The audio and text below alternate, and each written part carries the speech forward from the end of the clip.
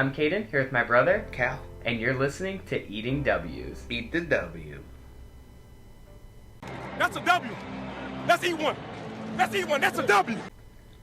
So, on today's episode of Eating W's, we are going to complement our predictions for the starting quarterbacks for the 2022 NFL season, and we are going to kind of predict some of the starting running backs. Now, not all of these will be quite predictions for the primary running back, but some of them will kind of be more of if we think the secondary running back will eclipse the primary back and become the primary back himself at any point in the season. So a little bit of a mix-up on what we usually do, but I thought it's kind of fun. Hopefully it's not too confusing. We'll try to explain it well as we go. But before we jump into that, we just have literal one quick thing of news. So former Dolphin, current Steelers safety Minkah Fitzpatrick inks a 4-year, $73.6 million contract extension with a $36 million of it being guaranteed, now making him the highest paid safety in the NFL. And some of those other guys who are waiting on extensions right now are liking this. Because don't get me wrong, I like Minkah Fitzpatrick. He's certainly good, but he is by no means the best safety in the league, even though he's now being paid like it. Yeah, that'll get taken over shortly. Not sure who the next one in line is, but it seems to be the way that this offseason has gone, is that when one gets a deal, then 2 or 3 follow after. Yeah, so keep an eye out for those. I think we'll be seeing a lot of safeties get signed here from now on, but good for Minkah Fitzpatrick.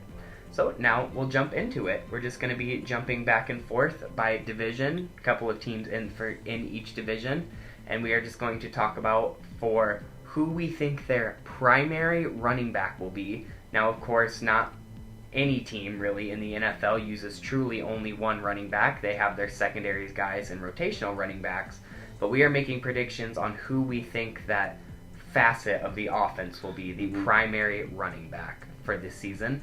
And then on ones where we're kind of guessing if the secondary guy will eclipse, those are teams that have a really good secondary running back or a primary running back, a first-string running back who's in a lot of injury troubles or trade talks or stuff like that. We'll be predicting if we think the secondary running back will take over their spot at any point in the 2022 NFL season. So let's just jump right into it with Callan and the Miami Dolphins. Yeah, so for Miami, I think that their starting running back will be Raheem Mostert, because I've seen this guy firsthand.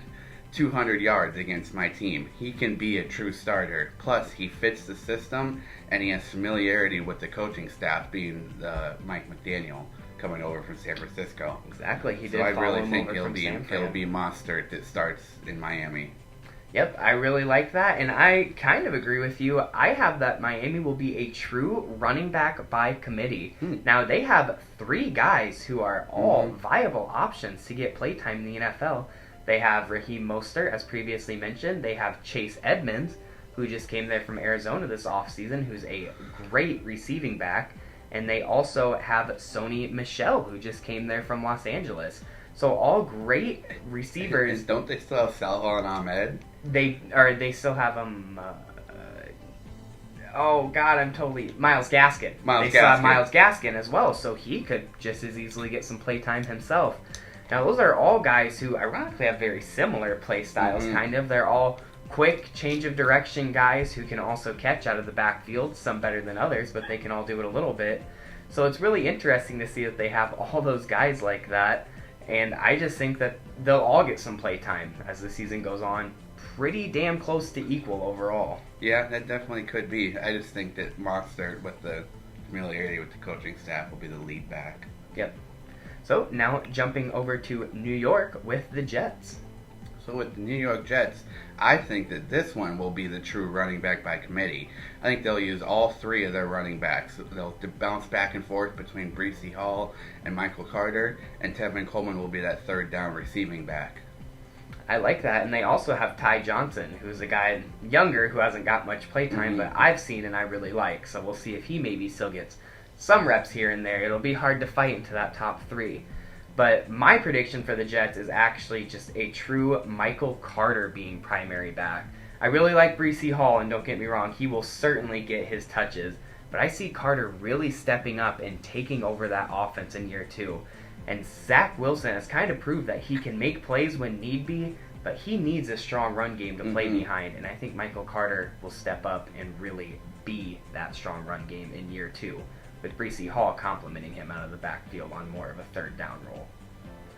So then, now we are leaving the AFC and jumping over to the NFC, starting with the NFC East and starting with the Dallas Cowboys. Now this, of course, is one where it's kind of a prediction if the second string will eclipse the first string at any point. And in my prediction, I do think at some point during the season, Tony Pollard will be the primary back over Ezekiel Elliott there in Dallas. Now, I can't say whether this will be through injury of Ezekiel Elliott, maybe a trade for Ezekiel Elliott, or just overall Tony Pollard playing better as the season progresses. But Dallas has shown that they really want to be a passing offense. They have the receivers that they can do it. Even after losing Amari Cooper, they still have the receivers to do it. They have the offensive line that can give him time. They heavily put their trust in Dak and paid him the big money. So why not use a true great receiving back who can also get you some yards on the ground just as easily and get some value out of Zeke, whether it's, like I said, through trade or releasing him and opening up that cap space. I just really like Tony Pollard, and I think he will eclipse Zeke as the primary back in Dallas. I think that Pollard fits that system better, and even though Zeke is the star running back, I think that he will be the starter. I don't think he'll get eclipsed. But either way, no matter who it is, whether it's Pollard or Zeke, McCarthy doesn't know how to use running backs either way. That's why I'm saying let him have a receiving running back. Just treat him like a receiver. Hell, split him out wide if you want to. You can do that with Pollard. Yeah, but he had Aaron Jones in Green Bay, and he still didn't know how to use him. That's true. I guess that's true. And then now moving on to another NFC East team in kind of a similar situation. We have the New York Giants, but I'm going the other way this time. I think Saquon Barkley will stay as the primary back. He will not be eclipsed by Matt Breida or anybody else who's behind him, and that's mostly why is there's just no one else behind him. A lot of these teams where you see a primary guy who's kind of shaky in a shaky situation, they have a backup or even a third string guy, 3 deep, who could really take over that role and be a primary back. But I think Saquon will have himself a little bit of a comeback season and maybe even give himself a comeback player of a year nomination if he plays well enough. But also, I just don't think he'll be eclipsed because there's no one to really eclipse him other than Matt Breida coming in and being a rotational guy. And not to mention, they've seemed to have put their trust in Daniel Jones. So if they really do trust him, maybe that passing offense comes back to life a little bit. And once that happens, that just makes Saquon's life much, much easier. I agree with that. I think that Saquon holds on to the starting job. I think that barring injury, he has superstar potential. And he could really lead this team to a playoff run. Certainly. If he's able to play all 17 games. If a few things can fall right for the Giants this year, they've got that new regime, they've got the young talent, they certainly got a chance.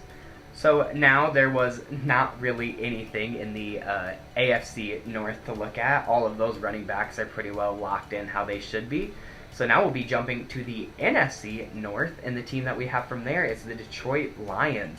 And I think that DeAndre Swift will stay as the primary back in Detroit.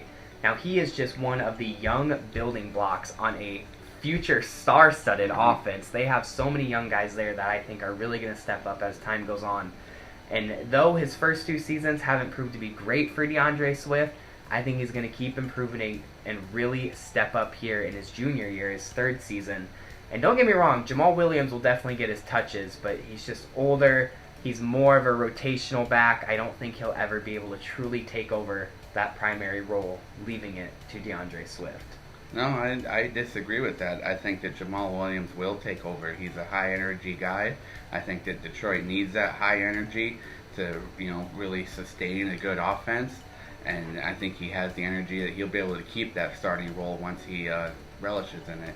I like that point because he is definitely a high-energy guy. He might be the only one on that team that truly rivals Dan Campbell in energy. You should look up some of his off-the-field stuff, and he's so funny. He's such a great guy.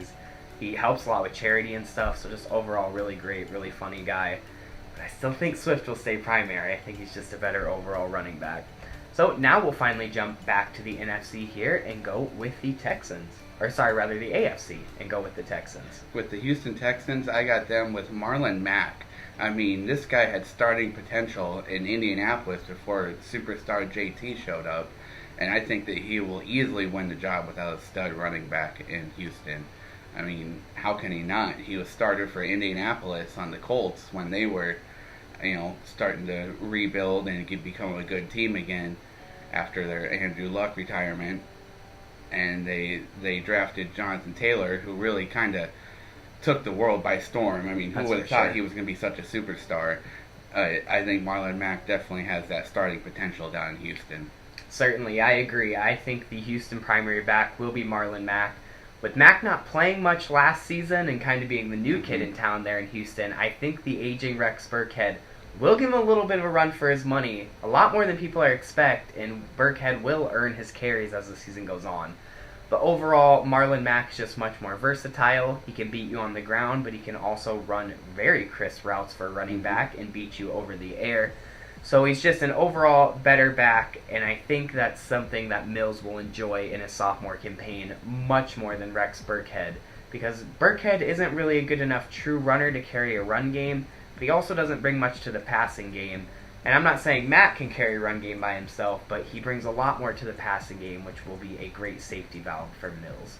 One thing about Burkhead is he has a hell of a blocking running back, though. Oh, certainly in the pass blocking game, yeah. Definitely. You got to give him credit there. So, now we will stay in the AFC South and go to Jacksonville with the Jaguars. For the Jags, it's got to be James Robinson. I mean, he has superstar potential also. He was misused by Urban Meyer, and I think that Doug Peterson will go in there and use him more correctly. I think that Travis Etienne will be used some, but he'll be in a more primary backup role, because this is essentially Etienne's rookie year because of that injury from last year. Certainly, yep. I also have James Robinson as the primary back. On paper, picking a 2020 undrafted free agent over a 2021 first-round pick seems a little silly, but you kind of got to look at them a little bit. Like Callan said, Etienne is just coming off that big injury. So now it's like he's a rookie again, and also already has kind of those injury concerns coming out of the gate. And James Robinson had an off season last year, but I think a lot of that can be put on the shoulders of Urban Meyer. Carlos Hyde getting way more carries than he should have last year. So now that Carlos Hyde is kind of out of the picture, Urban Meyer's out of the picture, they got a new coach there, and they kind of have that true two running back tandem with James Robinson and Travis Etienne. They'll both get their play time for sure, but James Robinson will be the primary back there in Jacksonville, certainly. So now moving back to the NFC, going to the NFC South, starting off with the Atlanta Falcons. I have that Damian Williams will be the primary back there. Now, of course, Cordero Patterson broke out last year and really showed himself off, and what he can do is kind of that hybrid role. But exactly, he is still running in that hybrid role. Damian Williams is not near as the true receiver Cordero Patterson can be, but I think he's a much more true running back, of course, because that is what he's played. He really impressed me as what he could do in Kansas City. And I think he's really going to impress people in what he can do in the RPO kind of read option game that I can see Atlanta running a lot of, with Marcus Mariota being their starting quarterback this season. So, though Cordero Patterson will get his touches, of course, and I think I could see them using him as a more true receiver again, of course in the running back or in the backfield sometimes at running back, but lined up at receiver a lot more than he was last season. And Damian Williams taking over that true primary running back role. Yeah, well, I think that Damian Williams will be the backup. I actually have that Cordero Patterson will complete the transition and be a full running back, and he will hit 1,000-yard season. I think that they commit to him 100%. Interesting. Okay, I like that. So he's going to not really line up, of course, in some situations, but yeah. Yeah, much more sparsely used at receiver and more purely used at the running back position, because he was a power runner and he was able to run really well, I thought, during last season when they used him in that role, and I think that he could really shine in that role. He did impress me between the tackles much more than I thought he would, and that is an interesting thing to think about, because with Mariota at quarterback, they probably won't pass near as often as they did last season with Matt Ryan at the helm. So making him a true running back more, I like that. So now keeping it in the NFC South with the Carolina Panthers, I have the prediction that Chuba Hubbard will eclipse Christian McCaffrey at some point in the season. And it's sad to say, but it'll probably be through injury. Mm-hmm. Now, Christian McCaffrey will, of course, no doubt be the starter there unless he's traded at some point this offseason, which at this point I don't see happening. So though McCaffrey will be the Week 1 starter, I don't think the amount of pressure they're going to put on him and the load they're going to put on him will change at all.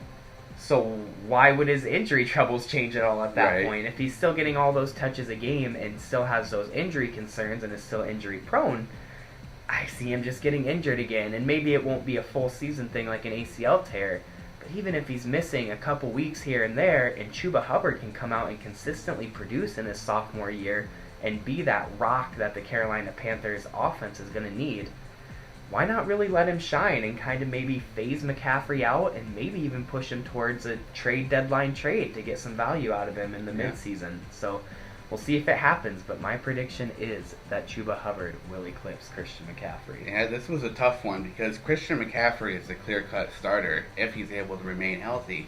I mean, injuries loom, and they've cost him significant time over the past 2 seasons, which that's a bad trend to try to buck. Because that means that you are injury prone. The 2 years in a row that you've lost significant time. So it's really tough to say who's going to start the most because barring injury, it's obviously going to be McCaffrey. But with an injury being possible, it'll be Chuba Hubbard as the main guy. Exactly, yeah. And it might not even really be against Christian McCaffrey being injury prone. It's just as much that they rely on him so much, which, don't get me wrong, I understand why they do it. When you have a star-studded player who can do it in nearly all aspects of the game like Christian McCaffrey can, it's hard to not overuse him, but you really got to be careful because when you go from, in 2019, being a 1,000 guy, only like the 4th guy to do it ever, or he might not have been a 1,000 guys, but he was sure really close if he wasn't. And then 2 years in a row, barely ever really playing with any consistency. That's just rough. So it's gonna be interesting to see how the Panthers treat McCaffrey this season. So now we will jump back to the AFC for our last AFC team with the Denver Broncos in the AFC West. For the Denver Broncos, I got them going with Javonte Williams as the starter. I think he showed potential last year and he'll only get better. They will use Melvin Gordon a little bit, but he'll be more of that backup and he'll be a solid backup. But I think that they want Javonte Williams to really take the reins there and be the lead back in Denver. Certainly. I wanted to put this one on here because it is going to be a matchup to look at, kind of an inter-team battle right there. But I think Javonte Williams is just the easy answer. He's younger, he's just as fast, he's stronger. It's hard to go anywhere else than with him. I really like Melvin Gordon, and Melvin Gordon will have his role. He will get his touches. But let Javonte Williams run all over these people. It's not even let Russ cook. Let Javonte cook, man. I am excited to see what he can do in his sophomore season. I really liked what he could do last year, even being in that true split role.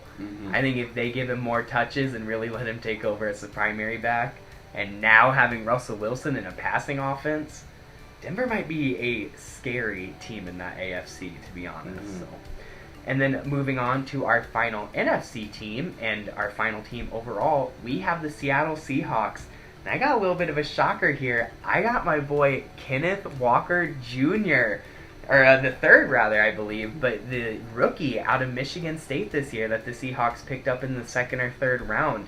Now, this is where the rookie comes in. Like I just said, he was by far my favorite rookie running back prospect throughout the entire thing.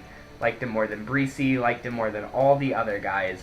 And Rashad Penny will continue to show his kind of inconsistent play where he's very boom or bust. Chris Carson will continue to show his inconsistency with his injury problem and just being a little overall injury prone to those minor bumps and bruises. And that's going to allow Kenneth Walker to come in and really show what he can do. I think a lot of people forget that guy was like a Heisman candidate the first few weeks of the prior college football season. So why not let him come in and be that bright spot in that young, changing Seahawks offense? I'd be really excited if we could see him more. I actually agree with that. I also Hey, have Kenneth Walker let's being go. the starting running back. They drafted him to be the starter. I've heard that Chris Carson might not return because of his neck injury. Oh, I did not hear And that. That's Rashad interesting. Penny he's just kind of a bust. I mean, it was a reach when they drafted him. This was more, in the range of where to get a good running back in this year's draft in the second round. And I think that it's a similar situation to when Green Bay drafted Eddie Lacy, and he will come in and be the starter right away. Rashad Penny has always been so interesting to me because you can see what he can do. Like, just for the most recent example, look at the last 3 or 4 weeks of last season when he had almost 800 yards in 3 or 4 weeks. It was absolutely insane. But then the whole rest of the season, he just wasn't there. And it wasn't like he wasn't overly getting his touches because he was getting his opportunities. He just wasn't living up. So I would like to see Penny get some touches, and I hope Chris Carson comes back. I didn't know that about his neck. That's kind of sad to hear. But man, I want to see my boy Kenny Walker go off. I really hope Kenneth Walker can do well. So those were some of our predictions for the starting running back. I suppose since now we've done the quarterback and running back, keep an eye out for receiver battles next week. Those should be some really interesting ones because then we can talk about a lot of different guys and a lot of different movement. There's a lot more movement in receiver rooms in the NFL. So that should be a very exciting episode. Again, let us know in the comments if you think there's any teams we should have added, if any of these teams are too obvious and we should have took them out. Let us know what you think. But until next week, don't forget To eat the W.